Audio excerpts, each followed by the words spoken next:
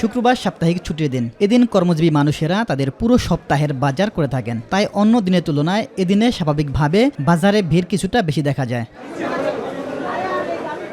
রাজধানীর মোহাম্মদপুর কৃষি মার্কেট ঘুরে দেখা যায় ৮০ থেকে ১০০ টাকার নিচে মিলছে না কোনো ধরনের সবজি।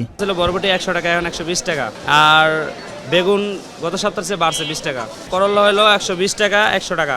সবজির দামের এমন লাগামহীনতায় ক্ষুব্ধ ক্রেতারা। তারা মনে করছেন বিগত সময়ের মতো আবারও সক্রিয় হয়েছে অতি মুনাফাখর সিন্ডিকেট। বাজার দামটা খুবই চড়া এবং মাছ পাওয়া যায় না। ইলিশ মাছ যা দেখেন সব জাটকা, সাধারণ মানুষ কিনতে পারবো না। এটা ক্রয় ক্ষমতার বাইরে। ইলিশ মাছ এমনি মাছের বাজারটা সবচেয়ে বেশি। প্রত্যেকটা জিনিস সবজি দাম তো সবচেয়ে বেশি। মাছের বাজারে যান, মাছের আগুন। ক্রমেই অস্বাভাবিক হয়ে উঠছে মুদি পণ্যের দাম।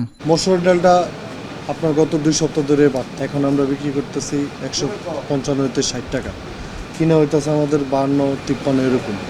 চিনিও ১-২ টাকা বাইরে গেছে, আর লিটার তেলের রেটটাও বাড়ছে। এদিকে বাজারে সব ধরনের মাছের দাম বৃদ্ধি পেয়েছে বলে জানান বিক্রেতারা। সব মাছের দাম একটু বাড়তি। কাতল মাছ বেশি আপনার ৪০০-৪৫০, বড় ৪৫০, ছোট ৪০০, টাটকিনি বেশি ৫০০, দেশি টাটকিনি। ট্যাংরা ৭০০, গুলশা বেশি ১০০০।